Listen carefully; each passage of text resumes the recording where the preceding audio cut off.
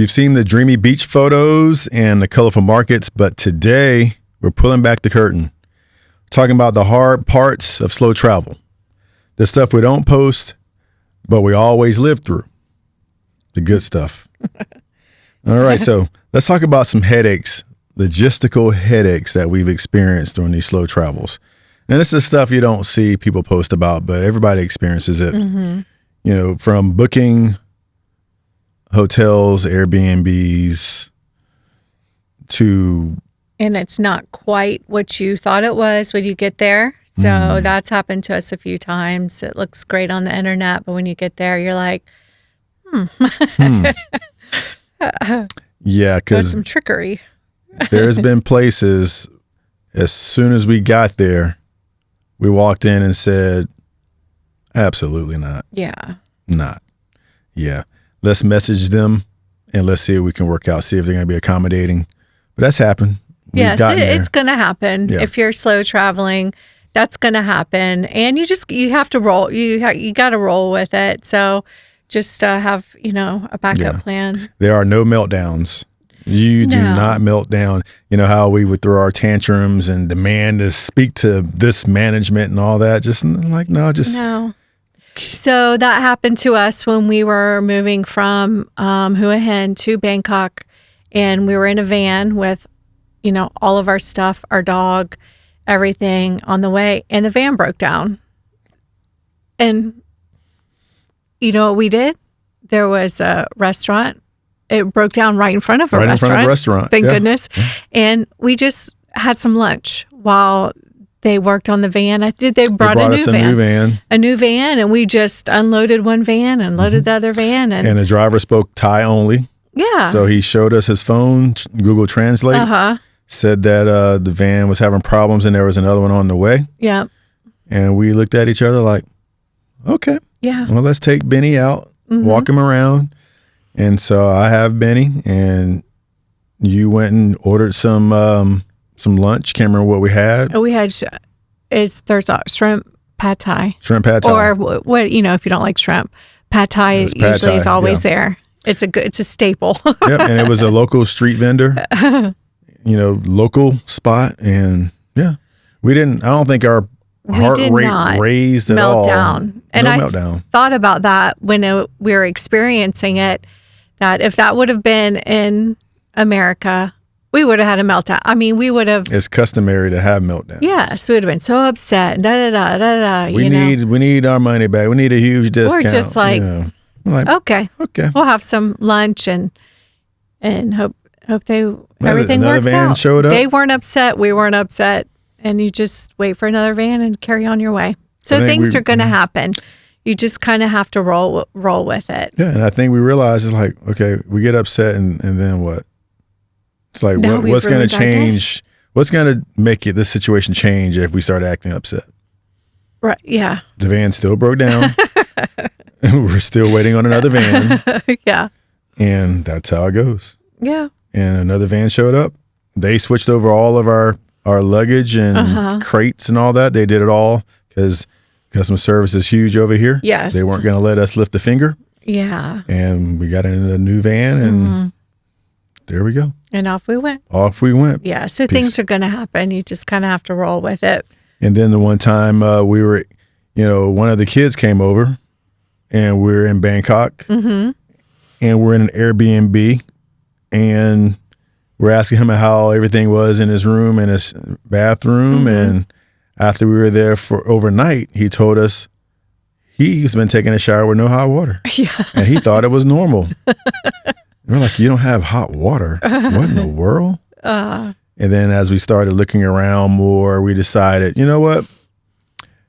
Think we're going to get out of this Airbnb because if they can't fix this place and make sure every faucet has hot water, we shouldn't be here. Yeah. We're entertaining and we wanted him to have a good experience as well. So a moment's notice, what did we do? Yeah. Didn't stress out, didn't freak out. Contacted the Airbnb owner, let him know what was going on and that we needed to get out of there earlier than expected. And then we went and checked into a hotel that we knew would have top rated service and quality and everything else. and his experience in Bangkok was a success. And just like that, no raising our voices, no yelling, no meltdown, just going with it, just going with the flow, and we didn't know he didn't have hot water. It's like, you took a cold shower? Like, what in the world? And you didn't do it on purpose? Welcome. Yeah, welcome. And language barrier has been an issue sometimes, but Google Translate. Yeah.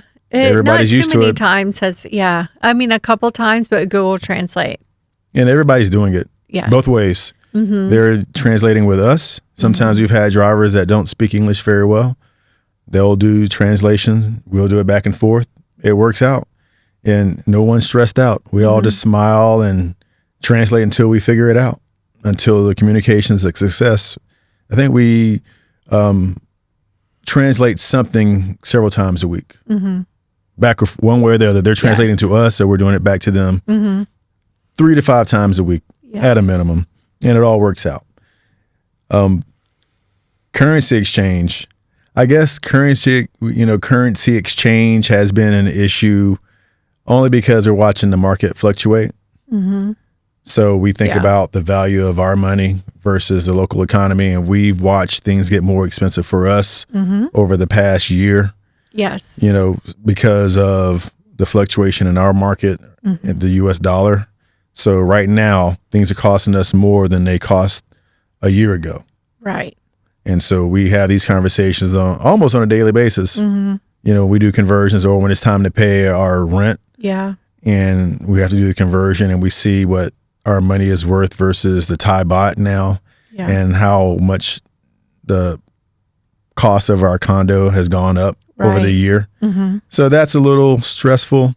Mm-hmm. eSIMs for cell phones, that's something we will dive into, in our course that's going to be coming up, and on our free checklist we're going to give you, is that there's something you want to look into is eSIMs, travel eSIMs. Hopefully your phone is compatible, and we figured that out pretty quickly on how to do the eSIM, which was the best company to use, and we've been with the same company quite a while now, and it's been great. It's been great because you have to have your phone working.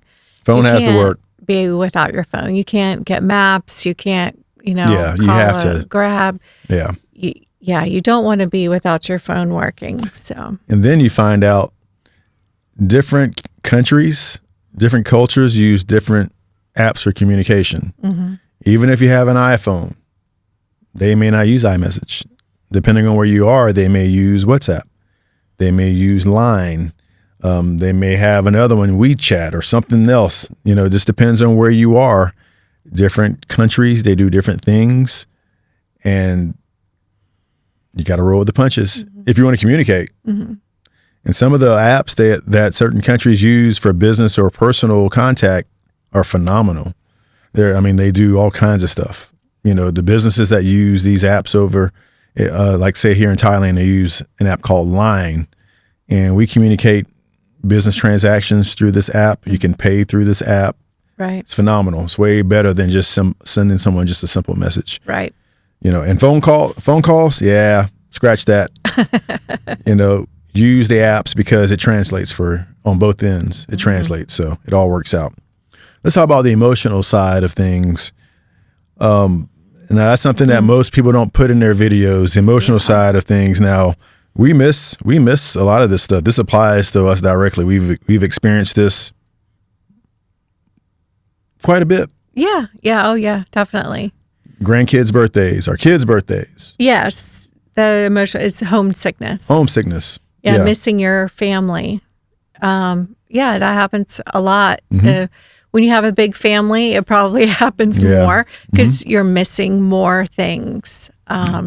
You're missing birthdays, you're missing holidays, very important events that are happening in maybe your children's lives or grandchildren's lives, and even your parents, so you've experienced those things. Parents having medical procedures and you can't be there, and you're wanting to, help or guide or, so those are some things, yes, that you experience when you're away from home, and especially as we're being very far away from home. So it's not a quick trip back. It's not a quick trip, but thankfully, the only great side of that is the technology, where we can still get on our devices and see each other's faces and communicate. Yes. But it's still not the same thing as being there in person. Right. You know, missing a birthday party or an engagement party or dinner, not being there for a procedure for a parent. Yeah, that's a big deal. And it's one of the things you have to deal with when you're traveling. But at the same time, we don't always live in the same city or region or country as most of our family members. People are living this life for real. That is true. Yeah. And thankfully, we have the technology now where we can actually communicate anytime, any day, even though it's not the same as physically being there. And that's kind of how we get over it and deal with it, is that we can still communicate even though we can't physically be there. It's not the same thing, but it's better than how things were generations ago, where long distance phone call was all you had. Yeah, that's true. Or a letter in the mail that might take weeks to get there. Exactly. Yes, you can see their faces usually pretty quickly, pretty easily. Yeah. Some people get culture shock fatigue, and I can't say that applies for me, because everywhere we've been for what we do, we've been able to communicate. And I enjoy learning the different cultures. Like when we get rides on a tuk-tuk, we learn a new Thai word or phrase almost every day. Now, do we remember it? Most of the time we cannot remember it. Kind of has to be, regurgitated quite a bit. But I don't have the culture shock fatigue yet. I know we've talked to a couple of people we've met in the gym, and they're trying to date. Yes. And find a significant other. And they've experienced culture shock fatigue because of the language barrier. But for us, how do you feel about that? I mean, I don't feel a culture shock fatigue at all. So, yeah, I haven't experienced that part. No. Yeah, just talking to some of the expats that are over here, one guy in particular, he's trying to find a significant other. And he's like, yeah, dating's over here is great. But the barrier in communication is the language. The language, because it was interesting. It's because they feel, and we heard a few people say this, it's when you're really trying to have deep conversations, it's difficult with the language barrier. On the surface, things is okay, but if you're really trying to build a relationship, that language is a barrier when you're trying to dig a little deeper and have deeper conversations. Right. So he was going to a different country where English is the main language, or one of the main languages. So he moved on to a different country so that he could, try to have better communication, so that he could have those deep conversations about major plans, Yeah. And so, yeah, culture shock fatigue hasn't been us yet. We've loved everywhere we've been, and we've experienced, outside of English, 3 different languages. I'd say 4, because Malaysia, they do speak several languages in Malaysia, but we didn't have an issue because there was a lot of English being spoken. So, but we had Thai, we had Vietnamese, Malay, and everything they speak in Malaysia. We had Spanish over in Mexico City. So, yeah, and it was just fun trying to learn. Yeah, I think that was the thing. It's fun. I mean, we look at it as it's an opportunity to learn something, to speak another language. So we kind of like that. I thought it was great. And we also emotionally, it took us a while, not really a while, but we had to remember that we were not on vacation. So we had to remember that we don't always have to have something to do. Sometimes we could just sit in our condo and just chill, just do nothing. I think yesterday she was hoping it was going to rain all day so we could have a rain day and not do anything besides go to the gym. And that would be great. Yeah. It would have been fun. I think that we do, we're trying to control that one. That we're trying to, I think we still feel like we have to be doing and exploring something. So we have to remind ourselves that it is okay to just have a chill day. Yep. So usually one of our days that we're off from the gym, we will just kind of stay home and chill. But I think we do have to remind ourselves because there's so much to see and do. We feel like we feel like, oh, our time might be up soon here, and then we haven't experienced everything. And here's a fun fact. No matter how much we see, we will not see it all. We're never going to see it all.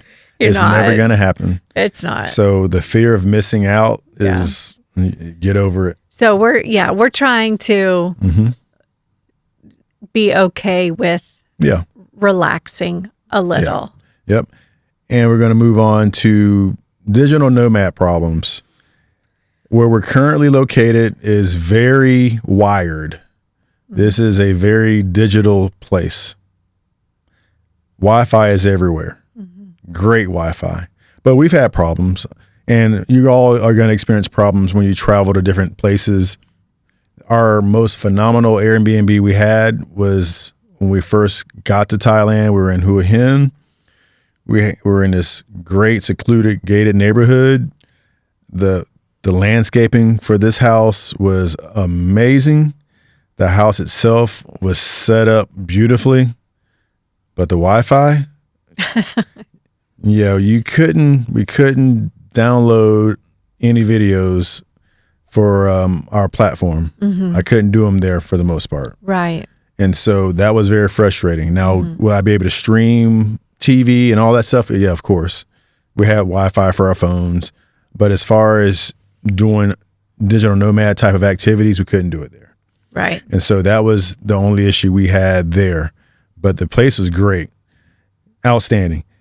And that's one of the issues you have. You have to learn where you can go. Where is the good Wi-Fi? Do you have access to the Wi-Fi? And that's one of the things about being a slow traveler, especially where we are now, is that with the eSIM we have, the major malls and the major areas, shopping areas, have two of the major companies for Wi-Fi. Yes. And it gives us full access because of our eSIM. We get full access. So we can be in any mall here in Thailand and we'll have Wi-Fi. We just log in, use our password, and we just log in and we have Wi-Fi. And it's fantastic. Yes. But it takes a while to figure all this out.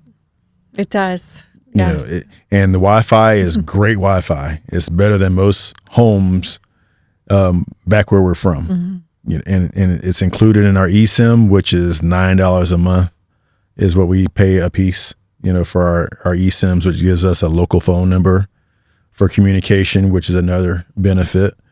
But yeah, it took us a while to figure out the whole eSIM situation. We had to get a Thai number to be able to do things. And it took us a while because we were using up all of our data from our U.S. cell phone plans. And that bill comes due and you're looking pretty crazy. Yeah. It's expensive. All right. So let's go on to mental health and support. What do we do when we feel anxious or a little irritable or disconnected? How do you usually handle that just on your personal level? We feel anxious. I mean, definitely. Usually some quiet time, meditation, going to the gym is a great activity, releases endorphins, the whole science on that. But, you learn to take a little time out, have a little quiet time, do some meditating, and get your mind right. Remember where we are and what we're doing.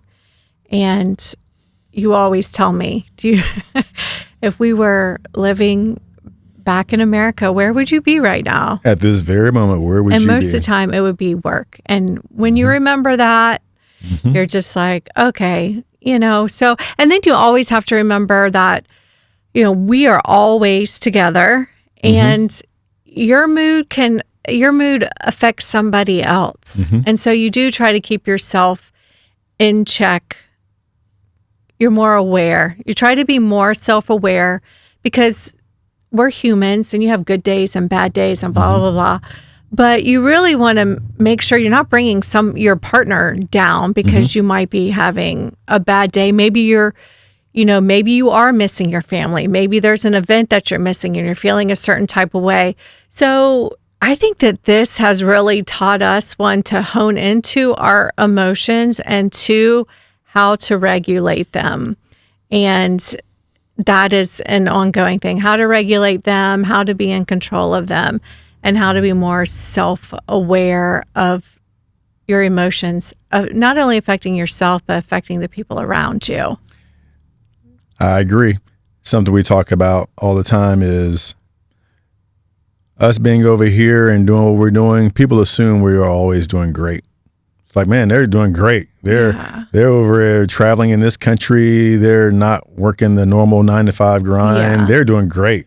We don't have to worry about them. Yeah, everybody thinks that we're like on permanent holiday. Right. But really, we're just living life in a different location. So you still have all of those, all of those things that come up, just like we were living, in the States. But yes, people assume that we're always doing great, and maybe we might not be one day. Something I say, I usually make this comment to my wife at least once a week. I'd be like, I don't think anybody's asked us how we're doing this week. I don't think anybody's checked on us. I don't think anybody's assume they assume we're great. I don't think anybody's actually sent us a message and said, hey, how are you guys doing? I mean, they're in Thailand. How else can you be? It must be great. They're not here. and because we're always reaching out saying, hey, how you guys doing? Which is natural. You have to reach out to your kids because they're young. They got a whole lot of stuff going on. But every now and then we're like, dang, man, no one's asked us how we're doing. Yeah. Like, geez, I mean, dude, I know they assume we're doing great, but just ask. Once a week, somebody asks us how we're doing. But it's just, those are things, and we're each other's support, and we have to be very conscious of that. And we both do a lot of journaling, which is one of the items we sell, is journals. And so writing down your thoughts sometimes is better than just splurting, just going off cuff and going on a rage, soliloquy, I should say. Yeah. Sometimes it's better just to go somewhere and just write down some stuff, get it out. The gym is, for me, it's a lifesaver. The gym for me is just how I go about it. Put on my music and dance a little bit in between my sets. And it puts me in a whole nother vibe. So, that's kind of how we deal with the mental health stuff and, the support stuff. And we do communicate with our family through messaging and FaceTime and all that kind of stuff. But yeah, we mentally, it becomes a challenge sometimes, and we've learned how to work through it because we've been doing this for about a year. So we've learned how to deal with that now, which is why we're still doing it, and we have no plans to stop doing it because we still love it. So how have we grown as a couple? How have we grown as a couple through all of this? Well, I think we kind of touched on it a little bit in the last segment, is communication. We definitely have learned, we've had to learn how to communicate better with each other, because just being just you two as a unit, you don't have a lot of the distractions that you have when you are living in wherever you're from, we're not working, so we don't have those distractions. We don't have a lot of friends around, so we don't have those distractions. Our family's not around, so we don't have those distractions. And so it really is just me and you. So we've really had to learn to communicate with each other and, be better listeners, be better communicators. So I think it's helped us grow in those ways. Yeah, because who else are you going to lean on? Yeah. We say quite a bit. Hey, we're quote unquote all we have here in this very moment. So it's kind of like we got to make sure we both realize that. And will it make your relationship grow as a couple out here traveling away from everybody else? Yeah. You're going to learn even more things about how the other person handles stress. Yeah. And so we both give our analysis of each other all the time. We have diagnosed each other with whatever it is. Here's how you handle this. Here's how you handle this. Well, maybe you should try this. Well, maybe you should try this too. And we tend to have learned each other's ways of reaction. It's like, okay, I know if I say this to her, this is going to be the reaction. Okay, how do I do this? And we've learned each other quite a bit over the last year. And I challenge couples to do it. If you can actually get out here and slow travel with just you and your spouse or your significant other and get drawn closer, then you're on the right path. It might be the right person for you, because it's a challenge being around somebody 24/7. Yeah. That's a challenge. It is 24/7. And then overcoming, the stressful things like when you first get into a new country, you don't know where you're going and how to get there, public transportation. If you can navigate public transportation and together and figure it all out. Because think about vacation, when you see families trying to figure it out just on a 1 week or 2 week vacation, or they're trying to figure out an amusement park, and you see couples in their frustrations and arguing over the map and directions and eat at this restaurant. Well, I don't want that. Well, the kids want this. And it's like, man, okay, well, bump that up exponentially to being in another country with people that speak a different language, different food. You may not have the food you're used to that's in your immediate area. Yeah. And how do you deal with that? How do you deal with the fact that Google Maps or whatever navigation program just sent you to the wrong place? Yeah, we've had that. Oh, we've had it in the middle of the night. Yeah, we've sent us to the middle of the place, or when you get there, it's not a dine-in place. Right. Oh, it's only delivery. It's only delivery. So, or the restaurant's supposed to open at 7 a.m. And you're hangry. And you're hangry, and you get there. Late, and yeah. So those are the things, slow traveling. And we laugh about now. And it was frustrating then because we were hangry. 7 a.m. sunrise. So you know what we did? We took a walk on the beach. It became a YouTube video of you walking on the beach. And then we got in another Grab, which is Thailand's version of Uber. Yeah. And we found, what is the name of the breakfast spot in Hua Hin? Breakfast. It was House Croissant. And then there was another one, Hua Hin 99, something like that. Oh, yes, that's right. Yes. So what turned out, Cafe 99, what turned out to be a rough morning with two hangry people, ended up being, we found a great restaurant and it was awesome. French press coffee. It was awesome. So you just have to learn to roll with it, be flexible, and just remember that it's not the end of the world. It's why we're here. Yep. We said we wanted new experiences and to truly live and not be in the same mundane routine every single day. Well, that comes with it, the unexpected. And sometimes things don't go the way you plan, but you just make the best of it. I agree, because you said my kids make fun of me because I've chilled out quite a bit. Yes. From being the high-strung, rah, everything's got to go right now, this, that, to, okay, yeah, Yes. Yeah, my care and concern is at the same level. Yeah.